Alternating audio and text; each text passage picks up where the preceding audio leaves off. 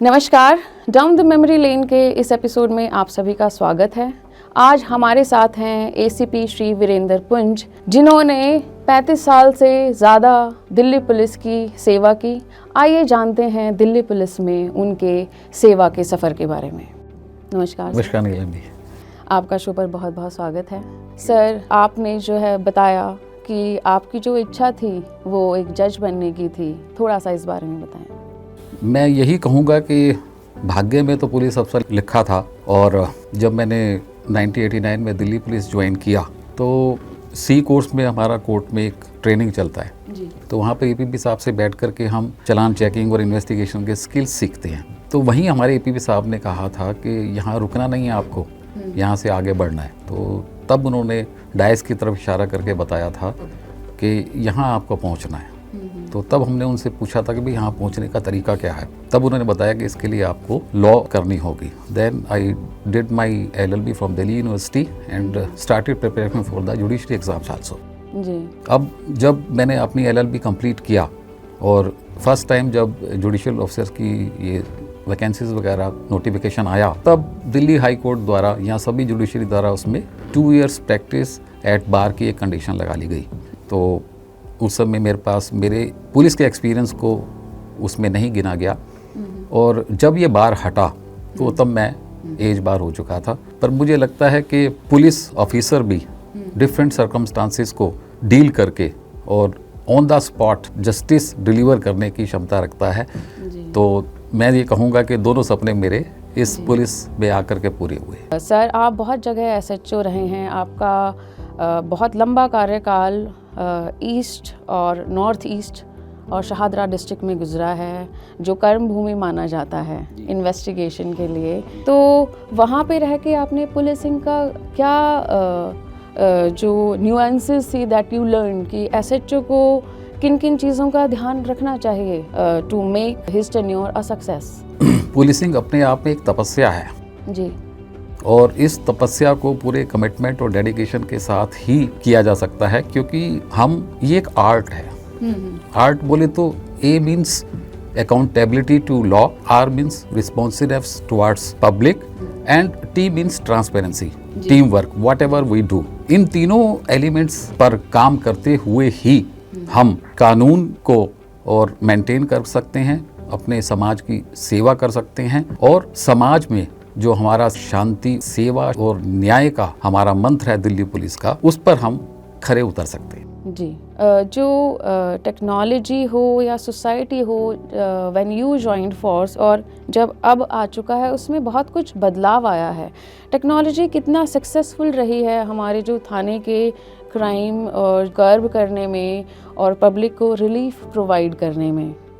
ये बिल्कुल सही है कि टेक्नोलॉजी भी हमारे पुलिस वर्क में एक इम्पोर्टेंट रोल प्ले करती है, जिसने हाथ से करने वाले कामों को टेक्नोलॉजी के थ्रू उसको कम समय में अच्छे तरीके से प्रेजेंट करने में जो है हमें दक्षता मिली है, और इससे ओवरऑल पुलिस की परफॉर्मेंस में और उसकी इमेज में इजाफा ही हुआ है।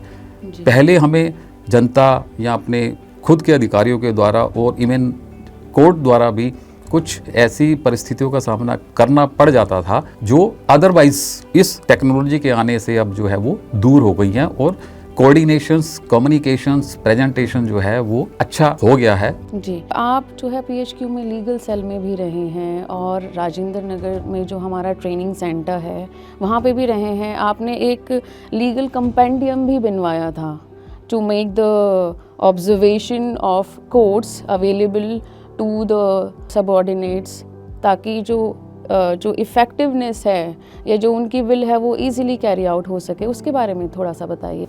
इसके पीछे आइडिया ये था कि हम जो भी इन्वेस्टिगेशन कर करके अपनी चार्जशीट कोर्ट में सबमिट करते हैं तो उस पर फेयर एंड फ्री ट्रायल तो होती ही है। अब उसके बाद उनकी एक्विटल रिपोर्ट्स हमारे पास आती हैं। अब जब हम उस एक्विटल रिपोर्ट को पढ़ते हैं तो हम उसमें से वो कारण ढूंढते हैं कि किस कारण से इसमें जो एक्यूज्ड है वो बरी हुआ है, और कौन से ऐसे कारण हैं जिससे इसको सज़ा मिली है। तो सज़ा जो मिल जाती है उसको तो बहुत ही रैंडम उसको तवज्जो दी जाती थी, लेकिन हमने जो वो पॉइंट्स जिसकी वजह से एक्यूज छूट जाता था उसको हमने एनालिसिस करना शुरू किया, और आप सरप्राइज होंगे कि इसमें सबसे बड़ा जो कारण आता था वो हॉस्टिलिटी ऑफ द विटनेसेस का आता था, वो भी जो प्रोसिक्यूशन के विटनेसेस होते थे जी। तो इट मीन्स कि भाई यहाँ तो उनको ब्रीफिंग नहीं होती थी, वो अपनी मेमोरी के हिसाब से कोई विन ओवर कर लेता था, या समय के रहते वो किसी न किसी दबाव के रहते कोर्ट में अपनी बातों को सही ढंग से पेश नहीं कर पाते होंगे। इन टेक्निकलिटीज़ को दूर करने के लिए हमने जो कोर्ट की ऑब्जर्वेशंस आती थी उसको सर्कुलेट कराया डिस्ट्रिक्ट्स और यूनिट्स में, ताकि एसएचओ की टेबल तक पहुँचे, क्योंकि एसएचओ जो है चीफ इन्वेस्टिगेटिंग ऑफिसर्स होता है, उसी को अपना इन्वेस्टिगेशन का मास्टर माना जाता है, उसी को गाइड करना होता है अपने स्टाफ को। जी, आपने राजेंद्र नगर में भी 2010 से 12 में कुछ चेंजेस किए थे इन टर्म्स ऑफ कि किस तरह की ट्रेनिंग इनकलकेट हो, how the level of training could be improved, उसके बारे में भी थोड़ा कुछ बताएं। हाँ, नो डाउट पीटीसी में तो हमने अपनी जो इंडोर और आउटडोर की ट्रेनिंग की थी, उसके बाद फिर प्रैक्टिकल ट्रेनिंग के लिए हम थाने में आ गए। तो टाइम टू टाइम फिर स्किल डेवलप करने के लिए, रीओरिएंटेशन प्रोग्राम्स करने के लिए स्टाफ को समय समय पर पहले जड़ोदा कला भेजा जाना था, फिर एसटीसी राजेंद्र नगर बना, अब द्वारका बन गया, वजीराबाद बना। तो एसटीसी राजेंद्र नगर भी पहले एक छोटा सा सेंटर था और उस पर जो टॉपिक्स होते थे, ट्रेनिंग के टॉपिक्स होते थे, वो ओल्ड थे और समय के साथ उनमें बदलाव की आवश्यकता को हमने महसूस किया कि, और उनकी जो फैकल्टीज़ थी, फैकल्टीज़ को हमने स्किल्ड फैकल्टीज जैसे हाई कोर्ट के जजेस हैं, बार के अच्छे लॉयर्स हैं, या एफएसएल के एक्सपर्ट्स हैं, और इसके साथ ही जैसे हमारा पोस्टमार्टम करने वाले सर्जन्स होते हैं, साइंटिस्ट होते हैं, और मीडिया से कोई पर्सन्स हो गए, स्किल मैनेजमेंट हो गया, स्ट्रेस मैनेजमेंट हो गया, इंग्लिश लैंग्वेज के बारे में हो गया, और एपीपीज़ को बुला करके हमने एक डिफरेंट टॉपिक्स के द्वारा जो है एसएचओज को, एडिशनल एसएचओज को, स्टाफ को ये टॉपिक पढ़ाने शुरू किए थे, और ये सब इम्प्रूवमेंट लाने के लिए ये थे, और इसका पॉजिटिव असर रहा है। जी जी जी, आप खुद को, you have this love for legal studies, for the law, और एक आपने बात भी कही कि एक स्कूल खोलना एक जेल बंद करने के बराबर है। आप इस कंक्लूजन तक कैसे पहुँचे? मैं जिस स्कूल में पढ़ता था ना, पहली क्लास में जी, तो उसकी एंट्रेंस में सबसे पहले तो सरस्वती माँ की फ़ोटो होती थी, उसके पैर छूते थे, और जब अंदर क्लास की तरफ जाते तो एक इबारत लिखी होती थी कि एक स्कूल खोलना एक जेल बंद करने के बराबर होता है। नजवी तब तो हमें पता ही नहीं था कि भी अपराध क्या होता है, पुलिस क्या होती है, और हमें ये भी नहीं पता था कि भी हमने कल को पुलिस अफसर ही बनना है। जी, it was not that time in our mind.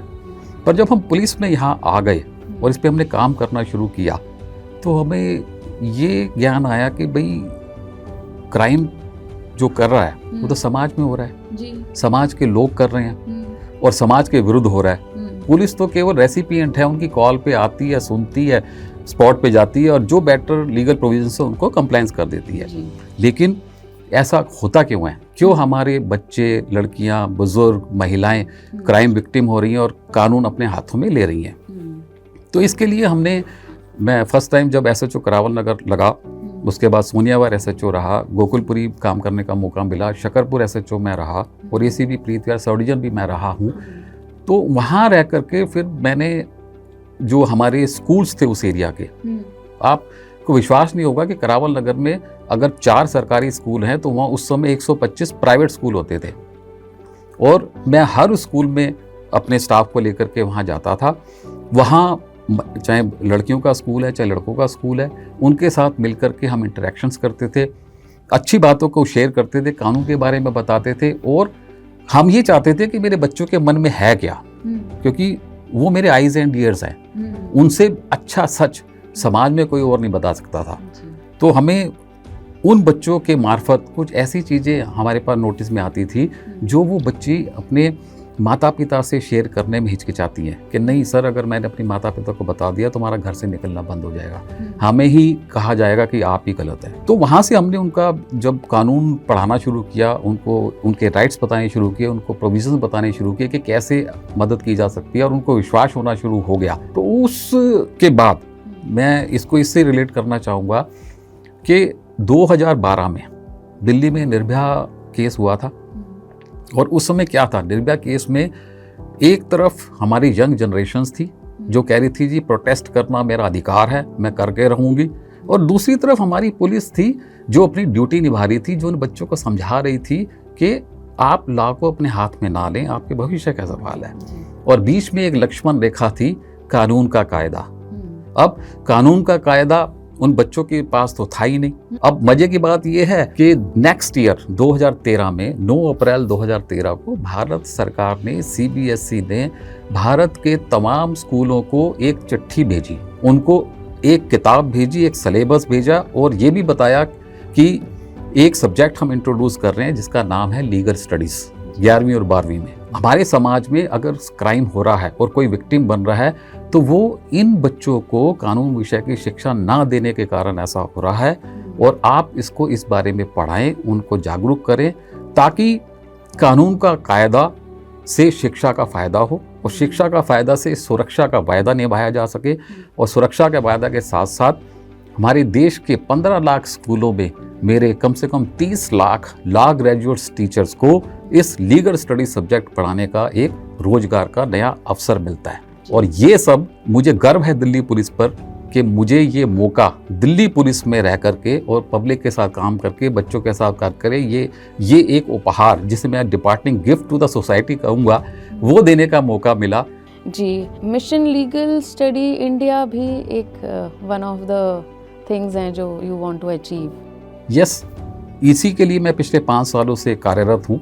Mission legal studies of India का जो मकसद है वो यही है कि मेरे देश के बच्चे अगर स्कूल में साइंस पढ़ के डॉक्टर बन सकते हैं और वो शारीरिक के रोगों का इलाज कर सकते हैं, तो मेरे देश का बच्चा कानून पढ़ के अच्छा पुलिस अफसर क्यों नहीं बन सकता, अच्छा जज क्यों नहीं बन सकता, अच्छा टीचर क्यों नहीं बन सकता, वो अच्छा CA क्यों नहीं बन सकता।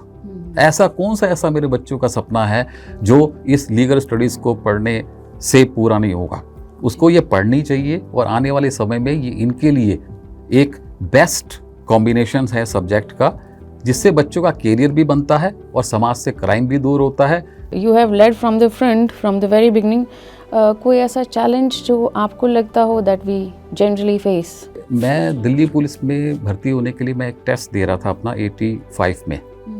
एंड जब मैं अपना टेस्ट दे रहा था तो मुझे पता नहीं था कि मेरे फादर जो है ITO ब्रिज पर एक रोड एक्सीडेंट में हिट करके इरविन हॉस्पिटल में 3 दिन तक अननोन रहे और उनकी जान भी चली गई। और डैट केस हैज़ बीन गोट अनट्रेस्ड, कुछ नहीं हुआ। तो मन में तो था कि ठीक है, मैं भी पुलिस बन के बताता हूँ, समझाऊंगा इनको कैसे नहीं करेंगे। पर जब पुलिस में काम करना शुरू किया तो पता चला कि भाई दुनिया में इतना गम है, तेरा गम कितना कम है। दूसरों का गम देखा तो वो अपना गम भूल गए। तो वो सेवा भाव से हमने काम शुरू करना किया। यंग जनरेशन के लिए आपका क्या मैसेज रहेगा? मैंने तो जैसे आपको बताया कि पुलिस में आते ही ये समझ लो कि मेरा एडमिशन स्कूल में हो गया। तो मेरा तो सारा समय ही बच्चों में बीतता था। मैं उनके स्कूलों में जाता था, उनके साथ उठता बैठता हूँ, उनसे बात करता हूँ, उनके कैरियर के बारे में बात करता हूँ, उन्हें समझाता हूँ कि भाई ये देखो 10वीं तक तो 9वीं तक तो आपने मार ली मौज, 10वीं से अब आपको अपने पैरों पे खड़ा होना है। ठीक है, उसके लिए हो सकता है आपको कहीं नौकरी भी करनी पड़े, एजुकेशन भी लेनी पड़े, लड़ो, लेकिन अपना एक ड्रीम सेट कर लो कि मुझे बनना क्या है। और उस ड्रीम को सेट करने में आपके पास 5 साल हैं। ये 5 वर्षीय योजना है। अपना तन मन धन लगा दो उसके पीछे, और बीच में जितनी भी डिस्ट्रैक्शन आ रही है वो कोई मायने नहीं रखती। दिक्कत आए उस आदमी से आप पूछिए जिसको एक्सपीरियंस है। जी, पोस्ट रिटायरमेंट फिर आपका क्या प्लान है? किसी की मुस्कुराहटों पे होने सार, किसी का दर्द मिल सके तो ले उधार, किसी के वास्ते हो तेरे दिल में प्यार, जीना इसी का नाम है। I have always been a fan of this things, और मैंने पहले भी ऐसा किया है, आज भी किया है, और आने वाले जो भी समय जब तक भगवान ने इस शरीर में वास किया है तो मेरा सब कुछ जो है समाज के लिए है। हाँ, एक बात और भी है, देखो पुलिस बड़े अच्छे काम करती है और पुलिस जो है ना बच्चों के रिश्ते भी कराती है। तो मुझे अपने बच्चों के जब रिश्ता ढूंढने की बात आई थी ना, बड़ी दिक्कत आई थी। मैं सोचता था कि यार सब कुछ तो हमारे पास है, मेरे बच्चे क्वालिफाइड है, सब कुछ ठीक है, तो दूसरे को समझ क्यों नहीं आ रही बात। तो उसको देखते हुए फिर मैंने पिछले 8 सालों से एक मैट्रिमोनियल का प्लेटफॉर्म भी बनाया हुआ है जहाँ मेरे को लोग अप्रोच करते हैं। नाम क्या है प्लेटफॉर्म का सर? हाँ, उसका मैं अभी प्रोफेशनली तो मैं अब लेटेस्ट स्टेज पे भी लाऊंगा। बाकी प्लेटफॉर्म का नाम शुभ विवाह संगम के नाम से है। ध्यान से सुनिए सभी, जिन जिन लोगों को भी they are looking for spouse. Sir, आज आप हमारे साथ आए और आपने अपने अमूल्य अनुभवों को शेयर किया and I hope this would inspire the entire generation, different professions, और हमारे अपने दिल्ली पुलिस के जितने भी सहकर्मी हैं वो भी कुछ ना कुछ करके इस वार्ता से ज़रूर लेके जाएंगे। आपको पोस्ट रिटायरमेंट लाइफ की बहुत बहुत शुभकामनाएं सर।